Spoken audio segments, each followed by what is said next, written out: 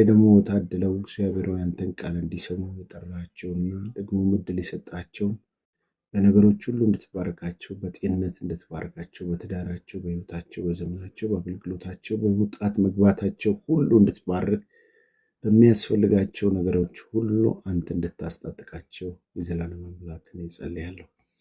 ኢየሱስ የተባረከ ይሁን። እንግዲህ እንድንማር ይህንን እድል እግዚአብሔር የሰጠን አምላክ የተባረከ ይሁን። በዚህ ዛሬ መንፈሳዊ ብስለት ወይም ደግሞ መንፈሳዊ እድገት የመጨረሻውን ክፍል የምናይበት ጊዜ ነው። አንድ ሰው በመንፈሳዊ ሕይወቱ አደገ ሲባል ምንድናቸው ምልክቶች ብለን የተለያዩ ነጥቦች አንስተን ስናወራ ነበረ እና የመጀመሪያው እንደ ጌታ መኖር ወይም ደግሞ እንደ ቃሉ መኖር ብለን ነበረ። ሁለተኛ መንፈሳዊ ፍሬ ማፍራት አለብን ብለን ነበረ። ሶስተኛው መንፈሳዊ መለየት ዲዘርን ስፒሪት የሚባለው ነው። መንፈሳዊ መለየትን ብለን ነበር እና ከዛ ውጭ ደግሞ መንፈሳዊ መለየት ብቻ አይደለም፣ ትህትናና ተማሪነት ብለናል። ትህትናና ተማሪነት። ትህትና መቼስ ከኢየሱስ ክርስቶስ የምንማረው የህይወት ክፍል ነውና አንዱ እሱ ነው። ሌላው ደግሞ ሌሎችን ማገልገል ወይም ደግሞ መሸከም፣ በአገልግሎትም በሚያስፈልጋቸው ነገሮች መሸከም አንዱ የመንፈሳዊ ብስለት መለኪያ ነው ብለን ነበረ። ሌላው ደግሞ ጥልቅ ራስን ማወቅ፣ ራስን መረዳት፣ ድካምን መረዳት፣ ጥንካሬን መረዳት፣ ብርታትን መረዳት፣ ስለ ራሳችን ያለውን ጤናማ የሆነ መረዳት ማወቅ። ብዙ ሰው ራሱን የሚያውቅ አይመስለኝም። ለምሳሌ አንድ ሰው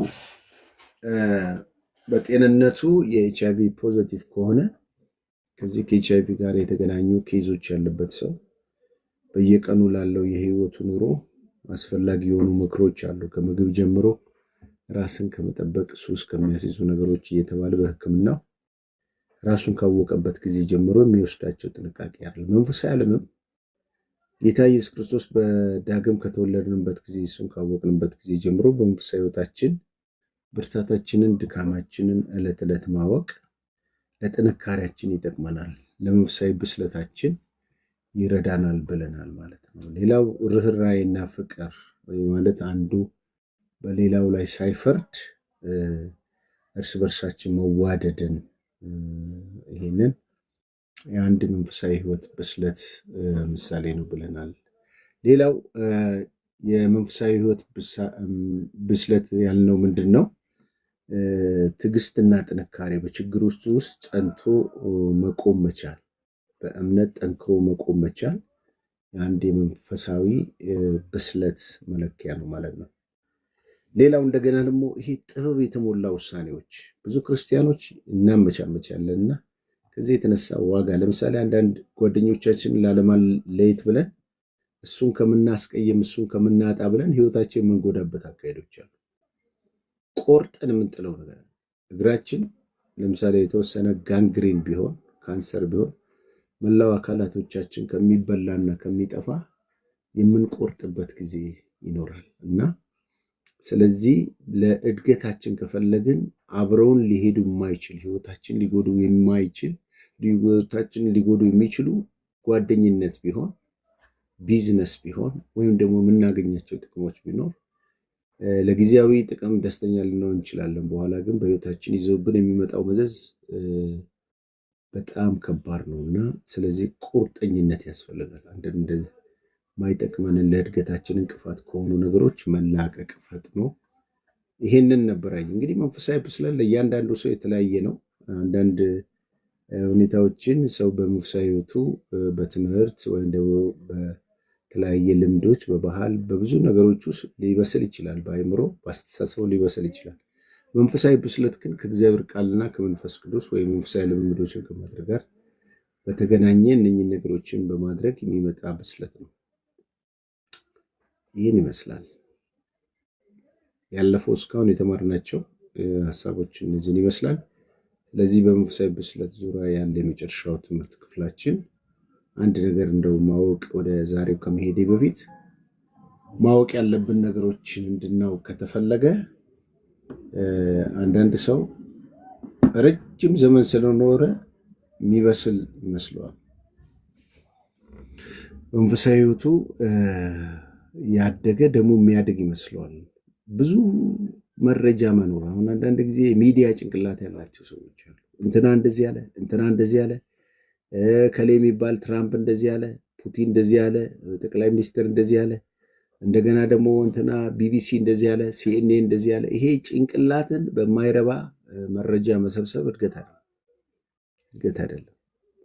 ሌላው እንድናስተውል ፈልጌ ነው። ሌላው ብዙ ዘመን በቤተ ክርስቲያን ውስጥ መመላለስም ራሱ እድገት አይደለም።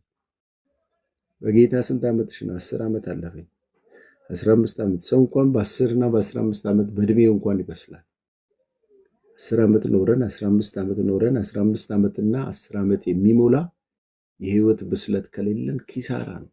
ምንም ሃይማኖተኛ ከመሆን መጨረሻ ላይ ጋቢ ደርበን መሄድ ይሆናል ማለት ነው። ስለዚህ እንድናስተውል ያስፈልጋል። መንፈሳዊ ብስለት ያልሆኑ ነገሮች፣ ብዙ መረጃ መኖር መንፈሳዊ ብስለት አይደለም። ብዙ በቤተ ክርስቲያን መመላለስ መንፈሳዊ ብስለት አይደለም። ሌላው ደግሞ መንፈሳዊ ስጦታ ብቻ እነዚህ ባለፉ ጊዜያቶች በተደጋጋሚ ያስተማርኳቸው መንፈሳዊ ስጦታ ስላለ፣ ትንቢት ስላለ፣ አጋንንት ስላስወጣ፣ ልዩ ልዩ ነገሮች ስላለክ የመንፈሳዊ ብስለት መለኪያ አይደለም። ይህ እንድንገነዘብ ያስፈልጋል። ብዙ ጊዜ ተናግሬዋለሁ። መጽሐፍ ቅዱስ እኮ ከሁሉ የሚበልጠው ስጦታ ነግራቸዋለሁ ይልና ስለ ፍቅር ይናገራል።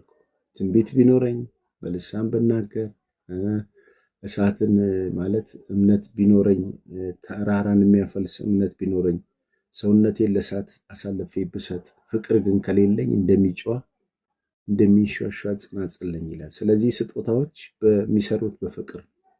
የሚገርማችሁ እግረ መንገዴን ለጠቅላላ እውቀት በአንደኛ ቆሮንቶስን ከዚህ በፊት እኛ ቸርች ላይ አስተምሬያለሁና ጳውሎስ ሲጽፍ አንደኛ ቆሮንቶስ ምዕራፍ 12 13 14ን የጸጋ ስጦታ አጠቃቀም በሚል ከሌሎች ቤተክርስቲያኖች ጳውሎስ በቆሮንቶስ የጻፋቸውን መልእክት በጣም ከሚገርመኝ ነገር የመጀመሪያው የጸጋ ስጦታውን አይነት ይናገርና ምዕራፍ 12 ላይ ምዕራፍ 12 መጨረሻው ላይ ግን አንድ የሚገርም ቃል ይናገራል። እሱ ምንድነው? ከሁሉ የሚበልጠው መንገድ አሳያቸዋለሁ ይላል። ስለ ጸጋ ስጦታ፣ ስለ ሐዋርያነት፣ ስለ ነቢያት ይናገርና እንዲሁም ስለ 9 ስጦታዎች ይናገርና ግን ከሁሉ የሚበልጠው መንገድ ያቸው ይሄ ጸጋ ስጦታ የሚሰራበትን መንገድ ጠቆም አድርጓቸው 13 ያስገባቸዋል።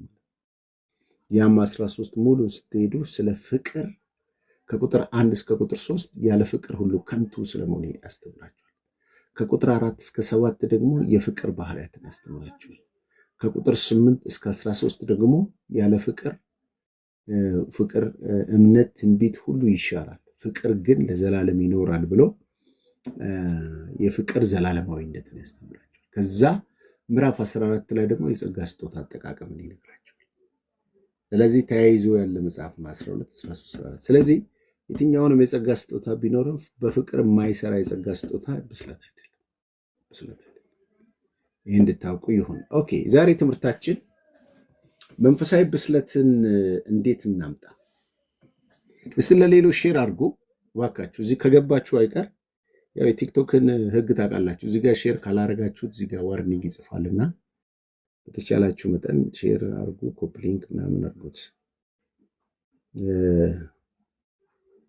አንዳንድ ሰው ስራውንም እየሰራ ስለሆነ የሚያዳምጠኝ እዚህ ጋር ለኔ ዋርኒንግ ይሰጠኛልና እንግዲህ አገልግሎቱን አብረን ብናገለግል ይሻላል። መንፈሳዊ ብስለትም የሚያበቁን ነገሮች ምንድን ናቸው? መንፈሳዊ ብስለት የሚያበቁን ነገሮች የመጀመሪያው እናንተም በህይወታችሁ ልትለማመዱት የሚገባችሁ ነገር የመንፈሳዊ ብስለት መምጫ መንገዱ ግልጽና ግልጽ አንደኛው የእግዚአብሔር ቃል ነው። አሁን እንደተወለደ በእርሱ እንድታድጉ አሁን እንደተወለደ ሕፃን የቃሉን ወተት ተመኙ ይላል። አሁን እንደተወለደ ሕፃን አያችሁ። አሁን የተወለደ ሕፃን የመጀመሪያ ጊዜ ይዞልን የሚመጣው አንድ የተወለደ ልጅ መጀመሪያ ይዘንለት የምንቀርበው ነገር ብስኩትም አይደለም፣ አይስክሬምም አይደለም፣ ሌሎች ነገሮች ጣፋጭ የሚባሉ ምግቦች አይደሉም። የእናቱን ጡት ነው የምናዘጋጅለት። የእናቱን ከላም ወይም ደግሞ ይሄ ፓውደር ከሆኑ ጡቶች የተሻለና የበለጠ በሕክምናውም የተረጋገጠ መድኃኒትም ጭምር እግዚአብሔር የሰራው ምንም ያልተከለሰበት ያልተበረዘ ኬሚካል የሌለበት ነገር ቢኖር የእናት ጡት። መጽሐፍ ቅዱሳችን የእግዚአብሔርን ቃል ከወተት ጋር ነው የሚመሳሰለው። ስለዚህ ያልተበረዘ ክርስትና መኖር ከፈለጋችሁ፣ ያልተበረዘ ህይወት መኖር ከፈለጋችሁ አሁን እንደተወለደ የቃሉን ይሄ ቃሉን ስማ የሚባለው ወተት የእግዚአብሔር ወተት የሆኑ ቃላቶች የምትሰሙበት ቦታ ነው። ቃሉን የምትሰሙበት የምትማሩበት ቦታ ነው። ሌላ ቦታ ላይ ፈኒ የሆኑ ቪዲዮዎች ይኖራሉ። እዚህ ግን ስትመጡ በጣም ተረጋግታችሁ መንፈሳችሁ ተረጋግታ ማርያም መልካሙን ነገር መርጣለች የተባለው እዚህ ቃሉን ስጋ ማጋ መታችሁ የእግዚአብሔርን ቃል እንደ ማርያም ለመስማት ከተቀመጣችሁ እኔ አይደለሁም እግዚአብሔር መንፈስ በእኔ አልፎ ይናገራቸዋል፣ ይፈውሳቸዋል። የሚገርማችሁ ነገር በህይወቴ የማውቃቸው ልምምዶች በሙሉ አንዳንድ ጊዜ ሰው ቃል እየተነገረ አጋንንት ሲወጣ አውቃለሁ። ቃል እየተነገረ ደዌ ሲፈወስ አውቃለሁ። ቃል እየተነገረ ሰው ከእንቆቅልሹ ሲፈታ አውቃለሁ። ለምን? ቃል ውስጥ ትንቢት አለ፣ ቃል ውስጥ ፈውስ አለ፣ ቃል ውስጥ ታምራት አለ፣ ቃል ውስጥ ስልጣን አለ። እግዚአብሔር ዓለማትን የሰራው በቃሉ ነው። እኛን ያዳነን በቃሉ ነው። አያችሁ፣ እኛን ያዳነን ለምሳሌ እንደዚህ ነው። አንደኛ ጴጥሮስ 2:2 ላይ ሲናገር በእርሱ እንድትድኑም እንድታድጉም ነው። አያችሁ፣ ድነትም ያገኘነው እነሆ እናንተ ከማይጠፋ ዘር ተወልዳችኋል ይላል። ከማይጠፋ ዘር እርሱም ለዘላለም ከሚኖር ከእግዚአብሔር ቃል ዳግመኛ ተወልዳችኋል። አያችሁ፣ ዳግም ልደትን የሰጠን እሱ ነው። ደግሞ በእርሱ ለማደግ ብንፈልግ እድገት የሚገኘው በእርሱ ነው። ጌታ ኢየሱስ ክርስቶስ ጸሎታችን እንኳን ተሰሚነት የሚኖረው በቃሉ ነው። ጌታ ኢየሱስ ሲናገር ቃሎቼ በእናንተ ቢኖሩ እኔ በእናንተ ብኖር የምትወዱትን ለምኑ ይሆንላችኋል።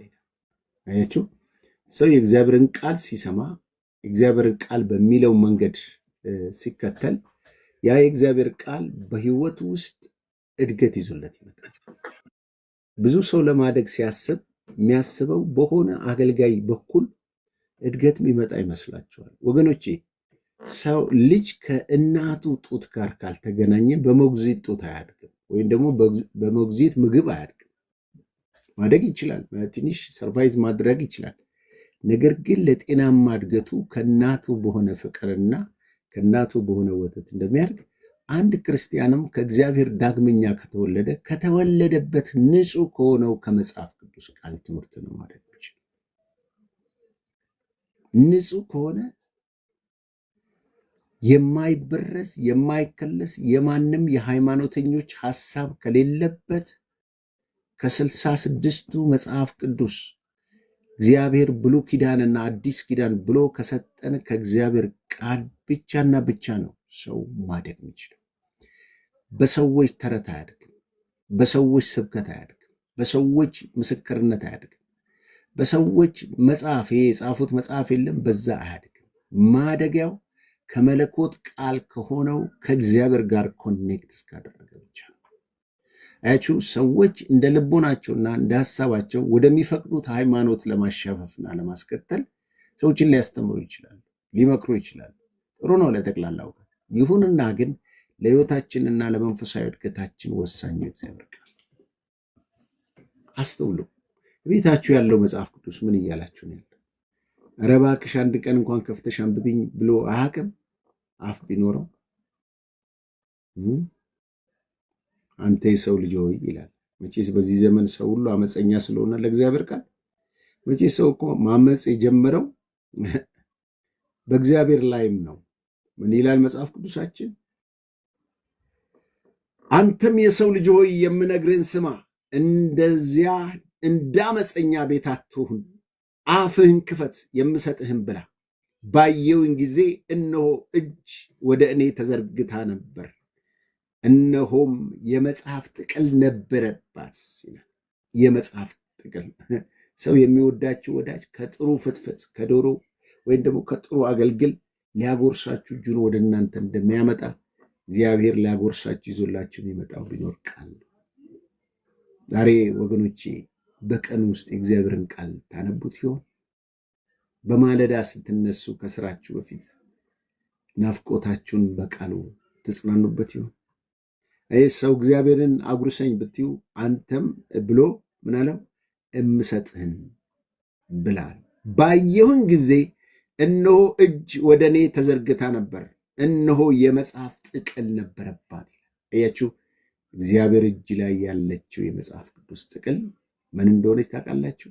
መጽሐፍ ቅዱስ ነው። ከዛ ምን ይላል? እርሱም የሰው ልጅ ሆይ ያገኘውን ብላ፣ ይህንን መጽሐፍ ብላ፣ ይህንን መጽሐፍ ብላ። አይገርም? ይህንን መጽሐፍ ብላ፣ ሄደህም ለእስራኤል ቤት ተናገር። ያልበላ ሰው ወገኔ እኮ አይናገርም። አንዳንዴ መድረኮች ላይ ጭው ብለባቸው አታውቁም? የእግዚአብሔር ቃል አተን እንደው ደክሞን የተመለስንበት ጊዜ የለም። የሰዎችን ጉራ፣ የሰዎችን የኑሮ ስታይል፣ ያሳለፉበትን የሄዱበትን ከተማ እየነገሩን እሑድ ሰንበት በሰንበት መጽሐፍ ቅዱስ ተከፍቶ ሲነበብ የአንድ አገልጋይ ዝናና ዋው ብለን አልወጣንም። ኢየሱስን መጽሐፍ ቅዱስ ውስጥ ሳናገኘው፣ ስብከቱ ውስጥ ሳናገኘው ከስረን አልሄድንም። እንግዲያው ሰው የእግዚአብሔርን ቃል ሲበላ ነው መስበክ የሚችለው ወገኖች። ይሄው ብላ አለውና ሄደ ለእስራኤል ቤት ተናገር አለ። አፌን ከፈትኩ፣ መጽሐፉን አጎረሰኝ። እርሱም የሰው ልጅ አፍ ይብላ፣ በምሰጥ በዚህ መጽሐፍ ሆድህን ሙላ አለኝ። እባካችሁ በጌታ ፍቅር ልለምናችሁ፣ መጽሐፍ ቅዱስን በማለዳ አንብባችሁት። መጽሐፍ ቅዱስ ወዳጃችሁ ይሁን። እኔ በዓለም ሆኜ ድሮ ካራ አካባቢ ነው የመጣሁት። እኔ ወደ ጌታ በምመጣበት ሰዓት ውስጥ በጣም ብዙ መጽሐፍት አነብ ነበር። ፊክሽኖች፣ እነ ሲድሊ ሸልን የጻፉትን፣ እነ ማሞ ውዱን የሚጽፉትን ብዙ መጽሐፍት። አንድ በርጫ ላይ ቁጭ ብዬ አንድ መጽሐፍ ካልጨረስኩ እንደ ኮምፒቲሽን ነበር። ወደ ጌታም ስመጣ አንድ ወዳጃችን የግብርና ሰራተኛ ነው፣ መጽሐፍት ይገዛል በሄደበት። ወደ 3 ካርቶኖች አሉት እና እየተዋስን እየፈረምን በየ15 ቀን እየመለስን ወደ ጌታ እንደመጣው የመጽሐፍ የማንበብ አብዮት ነበረ። እኔ 1985 ነው ወደ ጌታ የመጣሁት። ሚያዝያ ወር የካቲት ላይ ሚያዝያ የፋሲጋ ወራት ላይ ነው የመጣሁት እና አብረውኝ ከኔ በፊት በጌታ የነበሩ ሰዎች በጣም መጽሐፍ ማንበብ። አንድ ሰው ወደ ቸርች ራሱ ሲሄድ እጁ ላይ ወይ መጽሔት ወይ መጽሐፍ፣ ቸርች ግሮዝ የሚል ኮሪያ ያለ መጽሐፍ ከነሱ ጋር ሁሉ እየተጻጻፍን ብዙ መጽሐፍቶች ብዙ እናገኝ ነበር እና እንደ ፋሽን ነበር። ወገኖቼ ሆይ እባካችሁ መጽሐፍ ቅዱስ ጓደኛችሁ።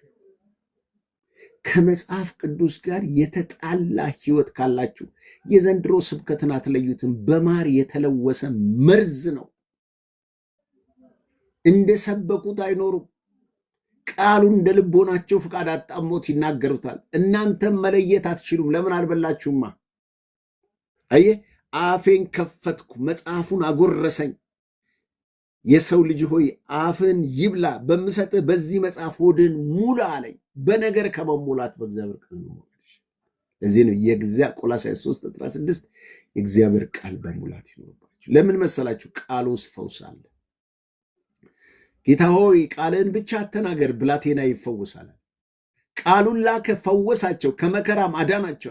አያችሁ፣ ፈውስ አለው ቃል ውስጥ። ቃል ውስጥ ትንቢት አለ። ቃል ውስጥ መጽናናት አለ። ቃል ውስጥ መበርታት አለ። ቃል ውስጥ እውነትን ከውሸት መለየት የምትችሉበት ብቃት አለ፣ እውቀት አለ። ቃል ውስጥ የጸሎታችሁ ፍቃድ አለ፣ የጸሎታችሁ መልስ አለ። ጌታ ኢየሱስ ለዚህ ነው እኔ በእናንተ ቃሎቼ በእናንተ ቢኖር የምትወዱትን ለምኑ ይሆንላችኋል። ስለዚህ ተረጋጉ ባካችሁ፣ ወደ መጽሐፍ ቅዱስ ተመለሱ እና እኔ ዘመኔን ሁሉ ገና እንደዚህ ቲክቶክ ሳይመጣ ዘመኔን ሁሉ ስሰብኮ የነበርኩት ለሌ ማለት ይህንን የእግዚአብሔርን ቃል በማስበኬ በማስተማሬ አንድ ቀንም አፍሬ አላውቅም። ለምን? የእግዚአብሔር ቃል ፈውስ ነውና። ብዙዎችን እስራት ሲፈታ አይቼዋለሁ። ብዙዎችን ሲፈውስ፣ ብዙዎች የመንፈስ ጭንቀት የነበረባቸው ሰዎች ሲያረጋጋ አይቼዋለሁ። ይሄ ቃል አንድ ቀንም በአገልግሎቴ አፍሬ አላውቅም። የሚያድን መድኃኒት ነው እጆቼ ላይ እግዚአብሔር የሰጠኝ። እኔን አታውቁኝም እናንተ፣ ነገር ግን የምታውቁኝ በዚሁ በእግዚአብሔር ቃል ነው። ንጹሕን ትምህርት ነው። ያው ቲክቶኬን ከፍታችሁ ቃሉን ስማ የሚሉት አዳምጡ። ዩቱብ ቻናል አለኝ፣ ቃሉን ስማ አዳምጡ። ፌስቡክ አለ፣ ወደ 10,700 ተከታይ ያለው ቃሉን ስማ የሚል። ቴሌግራም አለኝ፣ በየቀኑ ጽፋለሁ ትምህርቶችን በቸርች ራሱ ሮሜ እና ገላትያ የሚል ትምህርት በኦዲዮ እያስተማርኩ ነው። እዛ ላይ ያለላችሁ ይሄንን ሁሉ ምላችሁ ለምንድን ነው? እንድታገኙኝ ሳይሆን ከተገለጠውና ከተጻፈው መጽሐፍ ውጭ ሌላ የሰዎችን ፊክሽን አልሰብክም። የሰዎችን ተረት አርመን እንደዚህ አለ፣ ካልቪን እንደዚህ አለ። ምን አገባኝ? አርመንም ወንድሜ ነው፣ ካልቪንም በጌታ ናቸው፣ አለቀ። እነሱ በዘመናቸው እንደኛው አይነት አገልጋዮች ናቸው። ከዛ ውጪ የሆኑ የሰዎችን ሐሳብ ይዘን የእግዚአብሔርን ቃል የምናጣጥልበትና የምናንኳስስበት ከሆነ አልቀበለውም። ማናቸው ነው እንጂ በትምህርት ደረጃ ተምሬዋለሁ ሁሉንም። ግን የእነሱ እንደ አንድ ግለሰብ መረዳት እናገራለሁ። የእግዚአብሔርን ቃል ግን አይተካም። እባካችሁ ወደ እግዚአብሔር ቃል ተመለሱ።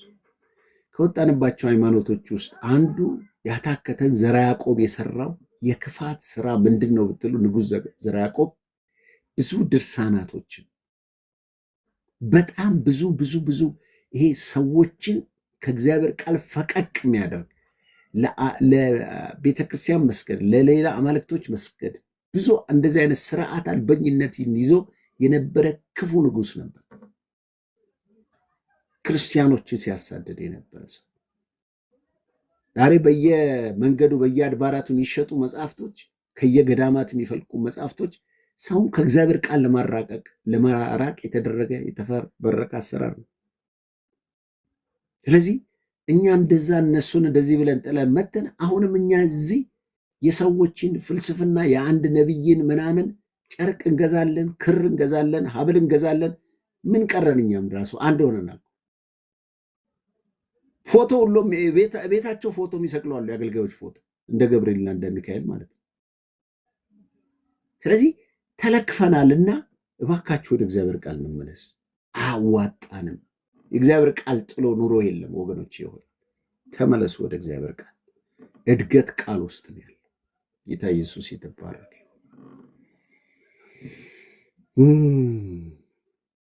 አንዱ ይሄ ነው ማለት ነው የእግዚአብሔር ቃል። ሁለተኛ ማደግ ከፈለጋችሁ 4 ነጥብ ነው የምነግራችሁ። ከዛ ማጠቃለያውን እሰጣችኋለሁ። የዚህን መንፈሳዊ ብስለት የሚለው ትምህርት የመጨረሻ ትምህርት ነው። ሁለተኛው ጸሎት ነው። ጸሎት፣ ከጸሎት የተጣረዘ አገልግሎት፣ ከጸሎት የተጣላ ማንኛውም ልምምዶች ወገኖቼ ንስሐ ልንገባበት ይገባል። ንስሐ ልንገባ ይገባል። ለምን መሰላችሁ? እግዚአብሔር ማናችንን የሚያቀን በማንነታችንን የሚያውቀው ወይም ደግሞ እኛ ከእግዚአብሔር ጋር የአባትና የልጅ መገናኛ መስመራችን ጸሎት ነው። አለቀ። አሁን እናንተን እያንዳንዳችሁ እዚህ ያላችሁን ነገር ስትጸልዩ እግዚአብሔር ሲናገራችሁ ትሰማላችሁ ወይ ብዬ ብል ጥቂት ሰዎች ሊመልሱልኝ ይችላል። ነገር ግንስ ከዛ ውጪ ሰው እግዚአብሔር የሚሰማበት ቦታ እግዚአብሔርን መስማት የሚችልበት ቦታ የት ነው ብትሉ የጸሎት ስፍራ ነው። በጸሎት ስፍራ ሆናችሁ ልባችሁን መንፈሳችሁ ተገዝቶ ህይወታችሁን መምራት የማትችሉ ከሆነ እናንተ ሰዎች ቆም ብላችሁ እንደገና ንስሐ መግባት ያስፈልጋል። የአባትና የልጅ ግንኙነት የአባትና የልጅ ልክ ወንድ ከሴት ጋር ግንኙነት ስታደርግ ባልና ሚስቶች ተራክቦ እንደሚባል በጸሎት ከእግዚአብሔር ጋር መገናኘት ካልቻለን፣ መዋሃድ ካልቻለን፣ መደማመጥ ካልቻለን ወገኖቼ ቆም ብለን እናስብ። እስከ መቼ ነው እግዚአብሔር የማንሰማው? እኛ እስከ መቼ ነው ሰው እየጸለየልን በጉልኮስ የምንኖረው?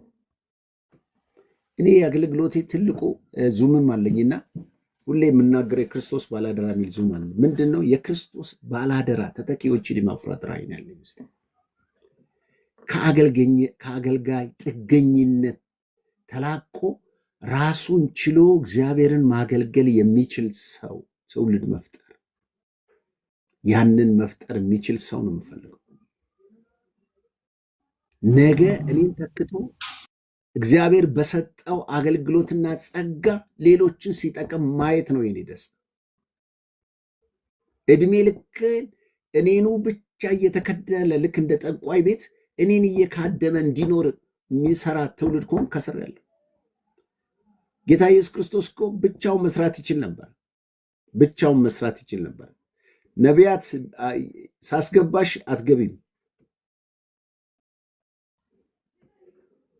እና ሚስጥሩ ምን እንደሆነ አናውቅም። እያንዳንዱ ሰው እግዚአብሔርን እየተከተለ እያለ ጌታን እያመለከ እያለ በህይወት ውስጥ ፍሬያማ መሆን ያቃተው ትልቁ ነገር ቢኖር ምንድን ነው? የጸሎቱ ህይወት ደካማ ነው። ራሳችሁን ፈትሹ። ትጸልያላችሁ? ጸሎት ሲባል እንዴት ነው የሚያደርጋችሁ? ስራ ይመጣባችኋል። የሌለው በሽታ ተሰብስቦ ይመጣል። ጸሎት ሰዓት ወሬ ትዝ ይላችኋል። ሐሳባችሁ ይበተናል እና ሳትጸልዩ ነው የምትተኙት፣ ሳትጸልዩ ነው የምትነሱት። በነብይ ከላይ ተጸለየልህ፣ በእኔ ጸሎት እየተጸለየልህ በጉርቆስ ነው የምትኖረው። ቆም ብለን እናስብ ወገኖች። ማደግን ከፈለጋችሁ መጸለይ አቅማችሁ መታደስ አለበት። ጸሎት ኦክሲጅን ነው። ቃል ደግሞ ምግብ ነው። ሰው ከምግብ ከኦክሲጅን መራቅ እንደማይችል ጸሎት የለህም ማለት እኮ ኦክሲጅን አስም በሽተኛ ነህ ማለት ነው። አየር እያጠረ ነው የምትኖረው ማለት ነው። እሺ እኔ ሁሌ እሺ አሁን ይሄ የአስም እንትን ኦክሲጅን ይሸጣል፣ በጋሪ ሁሉ እየተገፋ ይሄዳል፣ ቤት ውስጥ ይደረጋል። እሱ ሲነቀሉ ቀጥ ብለው ቢሞተዋል። ሰው ካልጸለየላቸው በስተቀር ሰው ካልተነበየላቸው በስተቀር ወጥተው መስራት የማይችሉ ከቤታቸው እንኳን መኪናቸውን አስነስተው መንዳት የማይችሉ በኦክሲጅን የሚኖሩ ስንት ጴንቶች አለ። እናንተ ናችሁ እኮ አገልጋዮቹን ባለጌ ያደረጋችሁ። እናንተ ናችሁ እኮ አገልጋዮቹን መንግስት ያደረጋችኋቸው። ከእግዚአብሔር እኩል ራሳቸውን እንዲያደርጉ ያደረጋችሁት እኮ ጥፋተኞቹ እናንተ ናችሁ። አትጸልዩማ፣ እግዚአብሔርን አትፈልጉትማ፣ ጊዜ የላችሁማ። አንተ ጸልይልኝ እኔ እየሰራውኝ አካውንት ውስጥ አስገባለሁ ትሉታላችሁ። ዛሬ ስለ አንቺ ስጸልይ ሌሊቱን ሙሉ እንደዚህ ይታየኛል ይላል። ውሸቱን እኮ ነው። ምን ለራሱ አይጸልይ። እንዲህ አይነት ከጸሎት የተጣላ ህይወት ካላችሁ ወንድሞቼ እዚህ ብትገቡ ምንም ዋጋ የላችሁ። እኔም መድረክ ላይ በድፍረት በራሴም ቸርች በማገለግለው ሲስተም ውስጥ የምናገረው ምንድን ነው? ከጸሎት የተጣላ ህይወት በእኔ ጸሎት እንዲኖር አልፈቅድም። እኔ ለመተኛት አንዳንዴ 5 ሰዓት ድረስ አመሻለሁ። ከዛ ውጭ ባለው ላይ ስልኬን አጠፋለሁ። እንዴ አንዳንድ ሰው እስቲ እንደ ዘመዶቻችን ሊያደርጉኝ የእግዚአብሔር ሰው እስቲ ቃል አውጣልኝ የሆነ ቃል ገዛ ነው ይለኛል። ተነስቶ መግዛት ነው ይምሮ ቃል ማውጣለት ጉድ እኮ ነው። የሆነ ነገር ለእንትልን ነው እስቲ የሆነ ነገር በልልኝ የሆነ ነገር እስቲ በቀደም አንዷ በዛውም ጠፋች እንጂ አንድ እንትን ልጀምር ነውና እግዚአብሔር እሺ ወይም እምቢ የሚል ከሆነ ንገረኝ አለኝ። እናቴ ምንድን ነው የምታሰብሽው? እንደዚህ ገንዘብ አለሽ ወይ? አዎ እንደዚህ አለኝ። እንደዚህ አለሽ? አዎ እንደዚህ አማካሪዎች አማክረሻል፣ እንደዚህ ሳድርገሽ፣ እንግዲህ እንዲህ ሊሻለ የሰራው ጌታ እግዚአብሔር ተነሽና ተከናወኝ፣ አለቀ። የምን መገለጥ መጠበቅ? አንዳንድ ጊዜ ግን በህይወታችን ውስጥ ምን አለ ደግሞ ሁሉን ኖሮን ሁሉ በእጃችን ሆነን አዲስ ነገር ለመጀመር እግዚአብሔር የምንጠይቅበት ጊዜ አለ። በዚህ ጊዜ አገልጋይ ያስፈልገናል። ለምን? እኛ ካለንበት ውጥረት የተነሳ ድካም የተነሳ መጸለይ አቅቶን አገልጋዮች የሚያስፈልጓቸው ለዚህ ነው። እና ሲጸልዩላቸው አልፎ እግዚአብሔር በእነኛ አድሮ ተይ አይቀጤ ሊል ይችላል። እኔ እናምናለሁ፣ ደግሞ እንደዛ እያረኩ ነው ያለው። ሁሉን ነገር ኮሽ ባለ ቁጥር እንዲህ እኛ ልጅ መሆናችን ትተን እንደ እጅ ጠባቂ እንድንሆን ያደረገን መንፈስ ምንድን ነው? ለምን አንበረከክም? ለምን አንጸልይም? ጎበዝ እባካችሁ መጽሐፉ በአንደኛ ተሰሎንቄ 5:17 ላይ ሳታቋርጡ ጸልዩ ነው። ሳታቋርጡ ጸልዩ ማለት ስራ ፈታችሁ ጸልዩ ማለት አይደለም። ሁሌ ጊዜ ከእግዚአብሔር ጋር መገናኘት። ይኸውላችሁ ስራ እየሰራችሁ ምግብም እየሰራችሁ መኪናችሁን እየነዳችሁ የሆነ ነገራችሁን እያከናወናችሁ ከእግዚአብሔር ጋር መገናኘት ይቻላል። ጸሎት ማለት ከእግዚአብሔር ጋር መገናኘት እንጂ በር ዘግቶ 24 ሰዓት መጮህ ማለት አይደለም። እሱም ያስፈልጋል፣ ግን እንደዛ ማለት ሳታቋርጡ ማለት አመቱን ሙሉ ስራ ሳሰሩ ጸልዩ ማለት አይደለም። ከእግዚአብሔር ጋር መገናኘት፣ ከእግዚአብሔር ጋር ዲያሎግ ማድረግ፣ ማውራት። አብርሃምና እግዚአብሔር አንድ ከተማ ላይ 50 ሰው ቢኖር ስለ 50 ሰው አትምርም ወይ? 50 ሰው ካገኘው እምራለሁ አለ። እሺ 40 እስካለው 40ም ካላገኘው እሺ ልቀጥል 30 እምራለሁ አለው። 20 እምራለሁ 10 1 አለው። ተመልከቱ። ይህንን ሁሉ የሚልበት ትልቁ ነገር ምንድን ነው? እግዚአብሔርና አብርሃም ዲያሎግ ነው ያደረጉት። ጸሎት ዲያሎግ ነው። ጸሎት ከእግዚአብሔር ጋር ማውራት ነው። ከእግዚአብሔር ጋር ኮኔክት ማድረግ ነው። ከእግዚአብሔር ጋር ተራክቦ ማድረግ ነው። እግዚአብሔርን ማግኘት ነው። ጸሎት ስፍራችን የማያሰለችን የተረጋጋ መንፈስ የሚኖረን የመጀመሪያና መጀመሪያ ጸሎት እንደ ግዴታ አትወሰዱት። ሁለተኛ ጸሎት ደግሞ የሚጸለየው በመንፈስ ቅዱስ ነው። ይሁዳ ምዕራፍ 20 ቁጥር 20 ላይ ምን ይላል? በመንፈስ ቅዱስ ጸልዩ ይላል። ሌላው እንደገና ሌላ ቦታ ላይ ሲደግም ደግሞ በኤፌሶን ምዕራፍ 6:18 ላይ ደግሞ በመንፈስ ቅዱስ ጸልዩ ይላል። አያችሁ። ሮሜ ምዕራፍ 8:26 ላይ እነሆ እንዴት እንደምንጸልይ ስለማናውቅ ይላል በማይታወቅ መቃተት መንፈስ ቅዱስ በእኛ ውስጥ ሆኖ ይማልዳል ይላል። ይሄ ምን ማለት እንደሆነ ታውቃላችሁ? እንዴት እንደምንጸልይ አናውቅም። ስለዚህ የምንጸልየውን ነገር ሊያስተምረን በጸሎት ሰዓት ጌታ ሆይ መጸለይ አቅቶኛል፣ እባክህ እንድጸልይ እርዳኝ፣ ምጸልይበትን ሐሳብ ስጠኝ ስትሉት መንፈስ ቅዱስ ወደ ልባችሁ ይመጣል። እንደ እግዚአብሔር ፍቃድ እንድጸልዩ ይላል። ሮሜ 8:26 እና 27 ማንበብ ይቻላል። እንደ እግዚአብሔር አብ ፍቃድ እንድጸልዩ መንፈስ ቅዱስ በእኛ ውስጥ ሆኖ ይቃትታል። ምን ይላል? ይቅር በለኝ በየው፣ አመሰግንሃለሁ በየው፣ እየተቃወምሽ ጸልይ፣ ምሕረቱን ለምኝ፣ ዘምሪ እያለ እንዲበል እያለ አቅጣጫን ይሰጠናል። ያን ሰዓት አይሰለችም እንጂ አንዳንድ ሰዎች አያስቃችሁም? ለምሳሌ ቤት ውስጥ የሚጸልዩ ሰዎች ካጋጠማችሁ እየጸለዩ አንተ አይቻለሁ የሚሉ ሰዎች አሉ። እየጸለይኩ ጌታ ሆይ ምሕረትህና ቸርነትህ ስለ ሁሉ አመሰግናለሁ፣ ተውቃው እንዳሰብር የሚሉ ሰዎች ምን ማለት ነው? እየጸለዩ ሳይሆን የሆነ በቃ ሐሳባቸው አልተቆጣጠሩት፣ በመንፈስ መሆን አልቻሉም። እንደኛ አይነት ሰዎች ከዚህ የተነሳ ጸሎትን ይጠላሉ። ራሳችሁ ፈትሹ። ጸሎትን የጠላችሁበትን ቦታዎች አስታውሱ። ወይም ጸሎት ብላችሁ የህብረት ጸሎት ላይ ስትሄዱ ፕሮግራም መሪው ሌላ ዳግም ሰባኪ የሆነባችሁ ሰጨት ብሏችሁ አታውቁም? ዳግም ሰባኪ ወገኖቼ፣ አብርሃም እንደዚህ ወጥቶ ገባ። ደግሞ ይገርማችኋል፣ ዮሴፍ፣ ያዕቆብ፣ ጳውሎስ፣ ጴጥሮስ፣ እንደኛ ቆሮንቶስ ሲል እኛ አሜን አሜን አሜን አሜን ጉሮራችን መጨረሻ አሜን። ሁለተኛ እዛ ቸርች ሄዳለሁ እንዴት ትላላችሁ? ለምን? ጸለያችሁ ሳይሆን ተሰበካችሁ ማለት ነው። ተንበርክካችሁ የሰውን ጸሎት እሱም ያወራውን ሰማችሁ እንጂ ጸሎት ከእግዚአብሔር ጋር መነጋገር፣ ጸሎት ከእግዚአብሔር ጋር ኮኔክት ማድረግ፣ ጸሎት ሐሳብን መለዋወጥ ከእግዚአብሔር ጋር አንዱ ይሄ የሚያሰለችን አለ ጸሎት። ሌላው ደግሞ አጠገባችሁን ይጸልይ ሰው አጋጥማችኋል። ጮክ ብሎ ይጸልይ ሰው ጌታ ሆይ ሃሌሉያ ኢየሱስ ተናተል እሺ እንዴት አድርጋችሁ በመንፈስ ትሆናላችሁ? እንዴት ትጸልያላችሁ? ተበጠበጣችሁ ጎበዝ።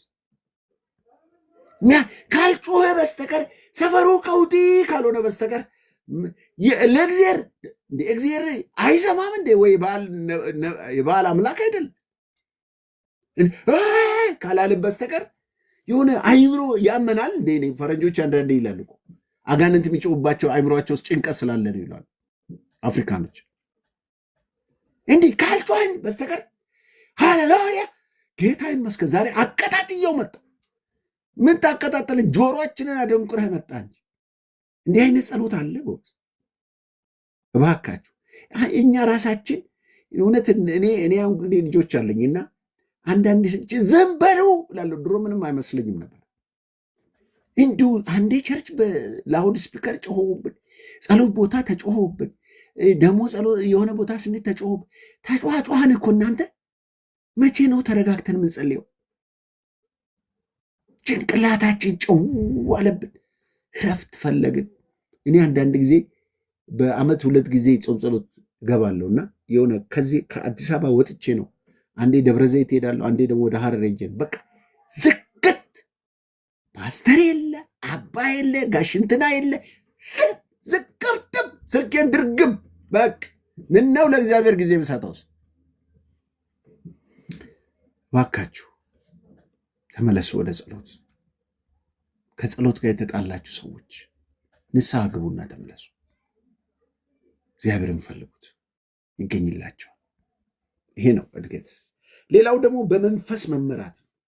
በቃ ሁሉ ቦታ ዘለው ያንንም ሞክሪው እስቲ፣ ያንን ሞክሪው፣ ያንንም ሞክሪው፣ ያንን ሞክሪው፣ ያንን እዛ ግቢ፣ ከአንዱ ቸርች ወደ አንዱ ቸርች፣ ከአንዱ ገስት ወደ ሌላው ገስት። አሁን ይሄ ከኔ ይወጣሉ፣ ደግሞ ሌላ ይገባሉ። ሌላው ሌላ ሲያወራ ደግሞ ሌላ የሚያስቀው ጋር ሲያስቀው ደግሞ ምንድን ነው ማንቀሽቀሽ? ምናደርገውን ነገር በመንፈስ እናድርገው ወገኖች። ይሆን የምትገቡበትን ነገር ዲዘርን አድርጉ። መንፈስ ቅዱስ እረፊ ካለሽ እረፊ፣ ሂድ ካለ ሂድ፣ ጸልይ ካለ ጸልይ፣ ሞባይሉን አጥፋው ካለ አጥፋው። አንዳንዱ አጋነን ጦርብናል። ይሄ ሞባይል መቼስ ሞባይል ካለም ቢጠፋ ብዙ ጴንጤ የሚያብድ ይመስለኛል። ብዙ ጴንጤ ለአንድ ሰከንድ ይሄ ባህር ውስጥ የሚሄደው ኢንተርኔት እንትኑ ቢቋረጥና ጉድ ቢሆን መንፈሳችን ቲክቶክ ሊዘጋ ነው ሲባል አገር ሁሉ አብዶ ነበር። ስንት እብዱን ያየንበት፣ እንደው ችግር ያለበት፣ ትዳር ችግር ያለበት፣ ህይወት ችግር ያለበት፣ አጭበርባሪውን ጴንጤውንም አስመሳዩንም ገዳዩንም አፍኖም ይሄን ሁሉ ጉድ አየን አይደለ? ጭንቅላታችን ተበጠበጠ። ስለዚህ ዛሬ ልንገራችሁ፣ በመንፈስ መመራትን ተለማመዱ። አንድ ቦታ ለመሄድ ጌታ ሆይ እባክህ ጓደኛዬን ልጠይቅ ልሄድ ነው ልሂድን ብላችሁ ጠይቁ። የዳዊት ስኬት ዳዊት በሄደበት ዘመን ሁሉ ድል ያደርግ ነበር የሚባለው ዳዊት በእያንዳንዱ ቀን እግዚአብሔር ምሪ ጠይቆ ነው የሚገባው። ስኬታማ የሆነው ለዛ አይገርምም?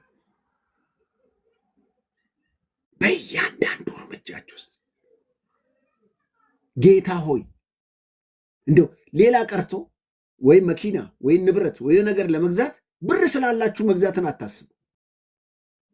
እውቀት ስላላችሁ መግዛትን አታስቡ። እኛ መንፈሳዊ ሰዎች ነን። በእናንተ ጉዳይ ላይ ያሁኑን የወደፊቱን የሚያውቅ እግዚአብሔር በዙፋኑ ላይ አለ።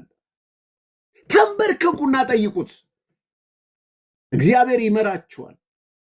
አንድ ጊዜ እንደዚህ ወደ ሳውዝ አፍሪካ ውስጥ በስልክ ማገለግላት ባልና ሚስቶች አሉና ወደዚህ ወደ ካናዳ ለመውጣት ፕሮሰስ ብለው የሆነ ኬንያ ሰው ነውና አሁን ፓስፖርታቸውን ይዞ ገንዘብ ሊከፍሉት ጨርሰው ሲያበቁ መቼ ሴት ብልሃተኛ አይደለች፣ ጌታ ኢየሱስ ይባርካቸውና ባልየው በጣም ተጣድፏል። በቃ ከዛ ከሳውዝ አፍሪካ መቼ ሳውዝ አፍሪካ የገባ ሰው እንደምንም ተነጥቆ መውጣት ይፈልጋል። አደገኛ ሀገር ስለሆነ እኔ ብዙ ወዳጆች አሉኝ እዛ። ብዙ ሰዎችን አገልግያለሁ እና ከዛ ለመውጣት ተቻኩለው ቆይ እስቲ አንድ ጊዜ ፓስተር ጋር እንጸልይና ጌታ ሚለንን እንስማ አለች። አሁን ጸሎቱ ምን ያስፈልጋል? ይኸው በቃ እግዚአብሔር ፈቅዶአልን፣ ነገሮችን ሁሉ አዘጋጅቶልናል። ተይን እድል እንዳያመልጠን። ተይ እባክሽ ተይ። ብር አላቸው፣ ፓስፖርት ተዘጋጅቷል። በቃ እንደሚወጡ ማስረጃውን ሁሉ ከዚህ በፊት የወጡትን አሳያቸው። ስለዚህ አይ ለሁሉም ነገር እስቲ እንጠይቅ ና እስቲ እንጸልይ። ቅድም እንዳልኳችሁ ነው። አንዳንድ ጉዳዮችን እናንተ አትፈቱትም፣ በሌሎች አገልጋዮች ተጸልዩላቸው ይፈታ ነገር አለ። ከዛ እኔ እንግዲህ ይህንን አሁን ማወራችሁ ነገር ካለፈ በኋላ ስለሆነ ነው ማወራችሁ። ከዛ እንጸልይ ያሉኝና ይህን ሲነግሩኝ ጥሩ እስቲ እንጸልይ ያልኳቸው። ስጸልይ ሰውየውን ከነቁመናው ከለሩን፣ ቁመቱን፣ የአይኑን መልክ እንደገና ዜጋውን ጭምር ነገርኳቸው። ይሄ ሰው ሌባ ነው፣ ብራችሁን ወስዶ ይጠፋል፣ ይሰወርባቸዋል። ስለሱ ሌላ ሰው ጠይቁ አልኩ። ብዙ ሰዎችን አክስሮ አሳብዷቸዋል አልኳቸው። ደነገጡ። ከዛ እስቲ እንፈት ነው ብለው ይህ ትንቢቱንም ለመፈተን ጌታ የተናገረውን ለመፈተን አሉት። አምጫ ቶሎ በላ ፓስፖርቱን አምጡ እንጂ ገንዘቡንም አቅርቡ ቶሎ በላ ቶሎ። እንዴ ምን አስቸኮለ? አይ ለእናንተ ብዬ ነው፣ ይሄ ድል እንዳያመልጣችሁ። እኔ አሁን ከውስጥ ነው የመጣው ከዋናው ከዛ ከጀርባ ካለው ከሚያስፈጽሙ ሰዎች ምናምን ነው ምናምን። እንግዲህ የደላላ ነገር ታውቃላችሁ። ከዛ እስቲ ከዚህ በፊት የወጡትን ሰዎች ወይም ደግሞ የሰራላቸው ሰዎች አንዶቹን ንገረን አሉት። እንደዚህ ብሎ ሄዶ ሲጠይቅ እንዳሰጡ ሌባ ነው አላቸው። እሱ አገር የብዙዎችን እህቶችና እንትኖችን የዘረፈ ነውና ተጠንቀቁ አለ። አንተ ሌባ ልትበላን ነበር ሲል እናንተ የሰደባቸው ስድብ ሊደበድባቸው ሁሉ ደረሰ። ለደንታችሁ ነው ብሎ ትቷቸው ሄደ። እግዚአብሔር ብራቸውንም ህይወታቸውንም አስተፋ። በጣም በመከራ ብር ሰብስበው ያሉ ሰዎች ናቸው። ስለዚህ ወንድሞቼ እህቶቼ፣ ሰው በመንፈሳዊ ህይወቱ ብስለት ማግኘት ከፈለገ በመንፈስ መመራትን ተለማመዱ። በመንፈስ የሚመሩ እነዚህ የእግዚአብሔር ልጆች ናቸው ይላል። በመንፈስ የሚመሩ እንዴ! እኛ ውስጥ እኮ መንፈስ ቅዱስ አለ ጎበዝ፣ አይገርም? የሚመራን መንፈስ አለ። በመንፈስ ተመላለሱ አይልም የእግዚአብሔር ቃል? የእግዚአብሔር መንፈስ ወደ እውነት ሁሉ ይመራል አይልም?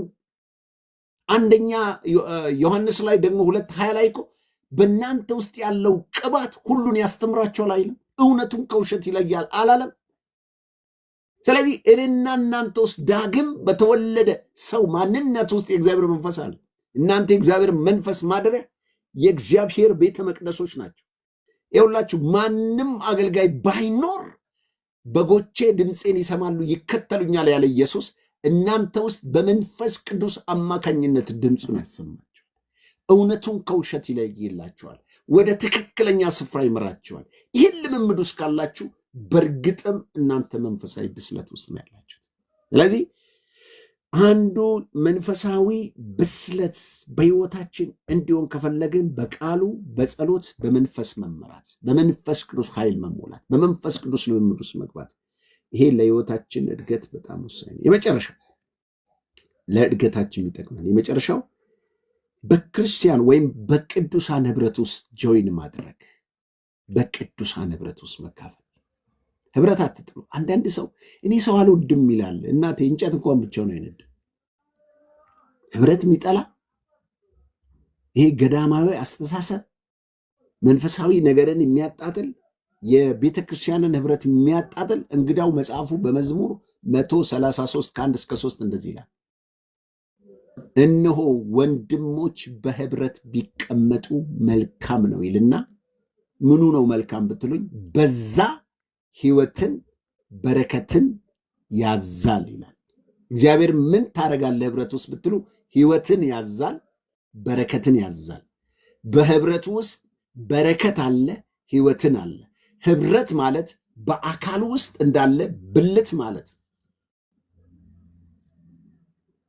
በአካል ውስጥ እንዳለ ብልት አይገርም? በአካል ውስጥ እንዳለ ብልት። አካል ውስጥ ያለውን ብልት እስቲ እንጠይቀው። ከብልቶች አንዱን ጠርታችሁት እጅ አያስፈልገኝም፣ እጅ አያስፈልገንም ብለው በአመፅ ቢነሱ መያዝን፣ መጉረስን ብቻ እጅ የሚሰራውን ነገር ኬት ያመጣዋል? አንዳንድ ጊዜ እንደዚህ ይባላል፣ እግር እንደዚህ ያላሉ እኛ በተራገጥ ነው እጅ ዋንጫ ይወስዳላል። እግር ኳስ ተጫዋች ማለት ነው። እኛ በተራገጥ ነው፣ እኛ በተቀጠቀጥ ነው ዋንጫው የሚወስደው ማን ነው? እጅ ነው።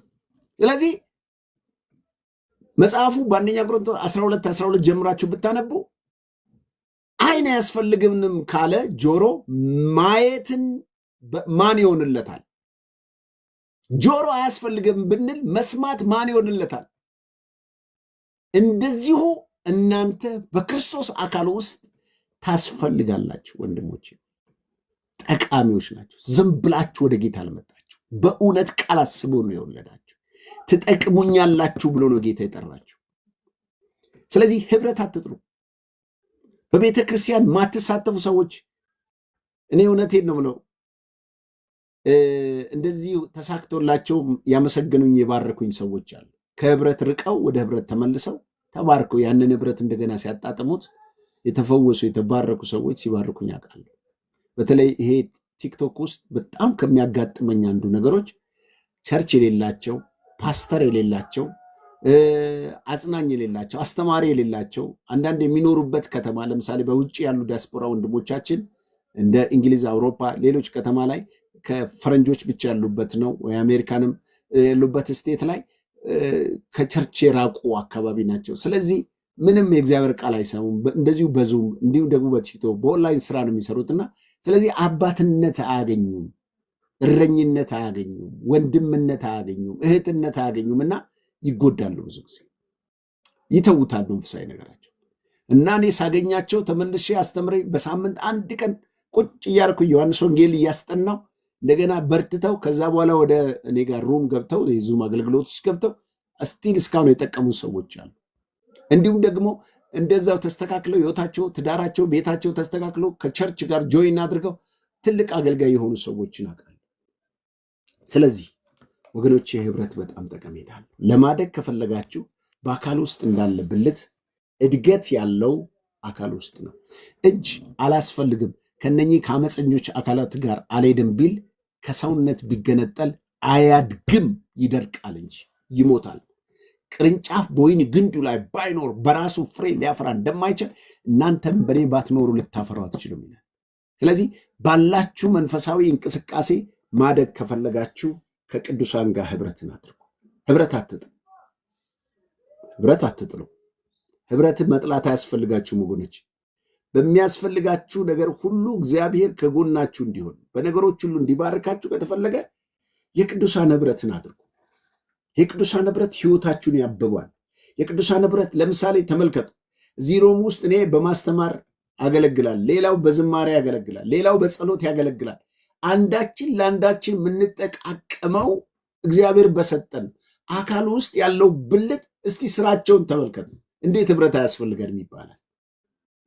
ከህብረት የሚያጣላቸው አንድ ጊዜ ያሉ 4 በሬዎች እንደዚህ መቀመጫ ላይ መቀመጫቸው በአራቱም አቅጣጫ 4ቱም ቀንዳም በሬዎች ፊታቸው አንዱ በሰሜን አንዱ በደቡብ አንዱ በምስራቅ ግንባራቸውን አሹለው መቀመጫቸውን ጭራ ለጭራ አገናኝተው በአራቱም አቅጣጫ ላይ ህብረት በምሽት ውስጥ ለማድረስ ሲፈልጉ ጅብ ተመለከታቸዋል። ስለዚህ እነኚህ ጅቦችን እንዴት አድርጌ ነው በታትኜ የምበላቸው ብሎ አሰበ። ምክንያቱም አንድነት ኃይል ሆኖላቸዋል። አንድነት ኃይል ሆኖላቸዋል። ባሉበት ኃይል ውስጥ ቀዳዳ ሊያገኝ አልቻለም። እንዴት አድርጌ ልብላቸዋል? በኋላ ዘዴ ዘየደ። ዘዴው ምን እንደሆነ ታውቃላችሁ? ራቅ አለ፣ ተስፈነጠረና አንዱን ነጭ በሬ እንደዚህ አለው። ነጩን በሬ እንደዚህ አለው። ነጩን በሬ ና አንድ ጊዜ እፈልግሃለሁ አለው። ለምን የምትፈልገኝ አለው። ስማ አለው። እነኚህ እዛ አብረው ያሉ በሬዎች ያሉትን ሰማህ አለው። ምንድን ነው አለው። እሱ ነጭ ስለሆነ ጨለማ ውስጥ ያስመታናል፣ ስለዚህ እንገለዋለን ሲሉ ሰማሁኝ አለ። እኔን ድሮውንም በቃ ሁለተኛ አልመለስም ሲል ሸሽቶ ሲሄድ እሱን መንገድ ላገኘውና ዘርግፎ በላው ማለት። ከዛ በኋላ እንደገና አሁን ሶስቱ ቀሩ። አሁንም ሶስቱ እንደዛው ግንባራቸውን አሹለው ጭራቸውን አገናኝተው ቀጥ ሲሉ እንዴት ላድርጋለና ከዛ ጥቁሩንም ደግሞ ጠራ። ጥቁሩን ናናና ጥቁሩ ፈልጋለሁ ሚሉን ሰማህ አለው። ምንድን ነው አለ። ይሄ ጥቁር በጣም አስቀያሚ ስለሆነ ጨለማ ስለሆነ ያስጠላል፣ ህብረታችን ያቆሽሻል ሲሉ ሰማሁ። እኔ እንኳን እግዚአብሔር ነው የፈጠረው ጥቁረቴን አለና ከዛ ሳይመለስ ቀረ። እሱንም በላ። እንደዚህ እያለ አንድ በአንድ በላቸው። ወገኖቼ በአካል ውስጥ ወይ አንዱን ፓስተር ተጣልታችሁ ወይ አንዱን ምዕመን ተጣልታችሁ አንድ የሆነ ምክንያት አድርጋችሁ ከዛ ህብረት ስትለዩ ሰይጣን ያገኛችኋል፣ ክፉ ሰዎች ያገኟቸዋል፣ አለማያኖች ያገኟቸዋል፣ ተንኮለኞች ያገኛቸዋል፣ እባብ ያገኝሃል። ያን ጊዜ አታክ ትደረጋለህ። ቅርንጫፍ በወንዱ ግንዱ ላይ ባይኖር በራሱ ፍሬ ማፍራት አይችልም፣ በራሱ መበርታት አይችልም። እኔ እኮ ስላለው ነው እናንተ የመጣችሁት፣ እናንተም ስላላችሁ ነው እኔ የምለፈልፈው እንጂ ሌላ እዚህ ቦታ ላይ ምን ይገኛል ብላችሁ አያችሁ። አንዳችን ለአንዳችን እንጠቅማለን። እኔ በቃል አገለግላችኋለሁ፣ እናንተ በጸሎት ከኔ ጋር ትቆማላችሁ፣ በሚያስፈልጋችሁ ነገር ሁሉ እንረዳዳል። በእንደዚህ አይነት ስናገለግል ህብረት ጠቀሜታውን እናውቃለን። ስለዚህ ወንድሞቼ እህቶቼ፣ በእውነት ዛሬ የምላችሁ ነገር ማደግ ከፈለጋችሁ በአገልግሎት በጸሎት እኔ ብዙ ህብረት አለኝ። እዚህ በቴሌግራም ቅድም አስተምራለሁ ብያቸዋለሁ፣ በጽሁፍና በኦዲዮ አስተምራለሁ። ሌላው ዙም አለኝ፣ ሌላው ደግሞ ይሄ ቲክቶክ አለ። እዚህ ከኔ ጋር ህብረት የሚያደርጉ አንዳንዶች አሉ እዚህ ውስጥና የሚገርመኝ ነገር በዚህ ህብረት ውስጥ ተለወጥን ተባረክን ሲሉኝ ነው የሰማሁት። በዚህ እንኳን በቲክቶክ ውስጥ ሰማለሁ፣ ሁልጊዜ ትሰማላችሁ። አንዳንድ ጊዜ የሚናገሩትን መልሼ ለሌላው ሰው እንዴት የተማሩትን ነገር በውስጣቸው እንደቀረላቸው ሁሉ ሼር ማድረገው ጊዜ አለ። አያችሁ፣ በእናንተም በህብረት ውስጥ በመገኘታችሁ ዛሬ ከኔ ጋር ቁጭ ብላችሁ ይህን ቃል ስለሰማችሁ ታደላችኋል። መልካም። የመጨረሻ ለእድገታችሁ ጠላት የሆነውን ዝም ብዬ ቃሉን ብቻ ላንብብላችሁና እንጨርሳለሁና ጸልይላችኋለሁ። እድል ካለን ሀሳብ እንሰጣለን። እንግዲህ ለማደግ ከፈለጋችሁ ከእናንተ የሚጠበቀው ድርሻ አንደኛ፣ ቅድም ካነሳዋቸው ሀሳቦች ውስጥ 4 ነገር ነው የነገርኳችሁ። በቃሉ ፊት መቆየት ወይም ቃሉን መብላት፣ ቃሉን መማር። ሁለተኛ በጸሎት ቀጥሎ መኖር፣ በጸሎት ህይወት ውስጥ መኖር። ሶስተኛ በመንፈስ መመላለስ ወይም በመንፈስ መመራት። አራተኛ በቅዱሳን ህብረት ውስጥ መካፈል። እነኚህ ህብረት እስከዛሬ ያስተማርኳችሁን መንፈሳዊ ብስለትን እንቅፋት የሆኑ ቫይረሶች አሉ። እሱን ተናግሬ ልጨርስ። ተባረኩልኝ፣ ታገሱኝ። አንደኛ ትልቁ የመንፈሳዊ ብስለት እንቅፋት የሚባለው ስንፍና ነው። ስንፍና ጌታ ይገስጸው። አይገርም? ስንፍና ሰዎችን በቀላሉ የሚገድል ስንፍና፣ ጸጋን የሚያስጥል ስንፍና።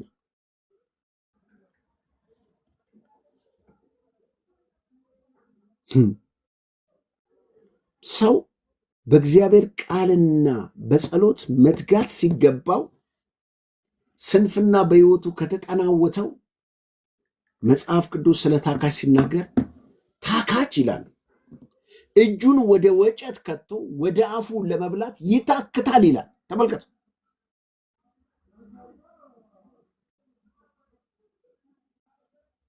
ስንፍና በሕይወታችን ውስጥ ማድረግ የሚገባንን ነገር ሳናደርግ የምንኖር፣ መጸለይ ሲገባን አለመጸለይ፣ ማምለክ ሲገባን አለማምለክ፣ መስራት ሲገባን አለመስራት፣ መኖር ሲገባን አለመኖር፣ ማድረግ የሚገባንን ነገር አለማድረግ ስንፍና ነው። ስንፍና ጠላት የሚጠቀምበት ትልቅ መሳሪያ ነው። በቀላሉ በጠላት እንድትደበደቡ የሚያደርጋችሁ አንዱ ይሄ ነው። ሌላው እንደገና ደግሞ ይሄ የስጋ ስራ የሚባሉት የስጋ ስራ ኃጢአት ተኮር ማለት ነው።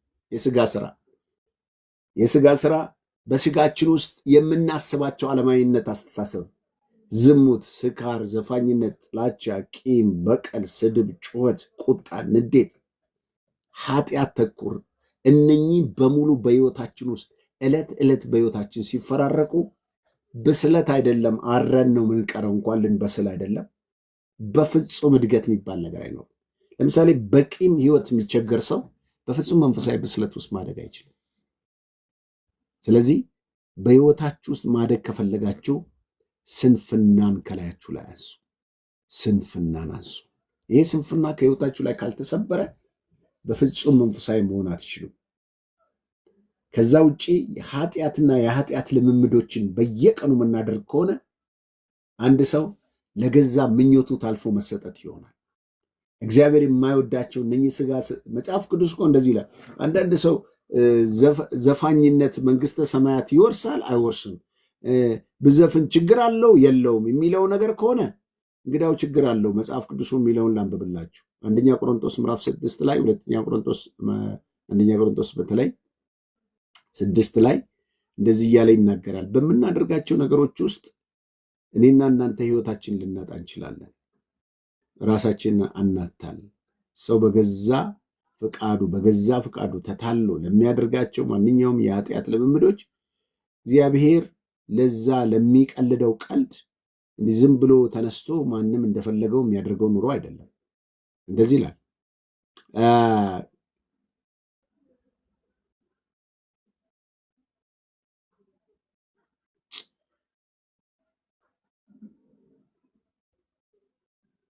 ይህ በገላትያ ምዕራፍ 5 ላይ ይሄን የሚያደርጉ ሰዎች ብዙ ጊዜ ሰዎች ችግር የለውም የሚሉ አማኞች ካሉ ችግር እንዳለው መጽሐፍ ቅዱስ ያስተምረናል። እንደዚህ ላይ የስጋ ስራ የተገለጠ ነው። እርኩሰት፣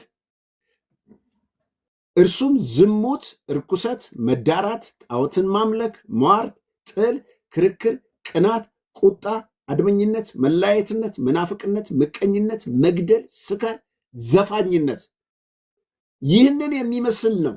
አስቀድሜ እንዳልኩ እንደዚህ ያሉትን የሚያደርጉ የእግዚአብሔር መንግስት አይወርሱም። 4 ነጥብ ሞክረው ከዛ በኋላ።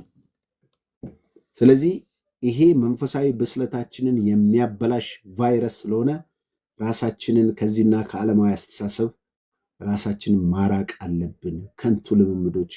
ሌላው በህይወታችን ውስጥ ስግብግብነት፣ ይሄ ራስ ወዳድነት፣ ይሄ የገንዘብ ፍቅር የሚባለው ለምሳሌ ይሁዳ ኢየሱስን ሲሸጠው አስቀድሞም ሌባ ነበር ይለዋል ዮሐንስ ወንጌል ላይ። ሰው በገንዘብ ከታወረ እንዴት ከመንፈሳዊ ህይወቱ እንደሚሰበርና እንደሚመታ ይህን ልንገራችሁና እግዚአብሔር ከዚህ ከገንዘብ ከስግብግብነት ህይወት ራሳችንን መጠበቅ እንዳለብን ይናገራል። እንደዚህ ይላል በአንደኛ ጢሞቴዎስ። ገንዘብን ከፍ ብዬ ላንብብላችሁ። ዳሩን ግን ባለጠጋ ሊሆኑ የሚፈልጉ በጥፋትና በመፍረስ ሰዎችን በሚያሰጥም በሚያሰንፍ በሚጎዳ በብዙ ምኞት በፈተና በወጥመድ ይወድቃሉ። ገንዘብን መውደድ የክፋት ሁሉ ስር ነው። አንዳንዶችን ሲመኙ ከሃይማኖታቸው ተሳስተው በብዙ ስቃይ ራሳቸውን ወጉ ይላል። ከሃይማኖት ተሳስተው በብዙ ስቃይ ራሳቸውን ወጉ ይላል። ስለዚህ ከዚህ ከስግብግብነት ከእግዚአብሔር ህይወት ከሚለየን ከገንዘብ ፍቅር ራሳችንን መጠበቅ አለብን። አንተ ግን የእግዚአብሔር ሰው ሆይ ከዚህ ሽሽ። ጽድቅን፣ እግዚአብሔርን መምሰል፣ እምነትን፣ ፍቅርን፣ መጽናትን፣ የዋህነትን ተከታተል ይላል። ከእንደዚህ አይነት ከመጀመሪያው ከስንፍና ከኃጢአት ከስጋ ስራ ከተባለው ከገንዘብ ፍቅር ከዓለማዊነት አስተሳሰብ ከእንደዚህ አይነት ነገር ብንረቅ መንፈሳዊ ህይወታችን እያደገ ይሄዳል። ጌታ ኢየሱስ ይባርካችሁ። እንግዲህ መንፈሳዊ ብስለት የሚለው ትምህርታችን ይህን ይመስላል። ስላዳመጣችሁን ጌታ ኢየሱስ ይባርካችሁ።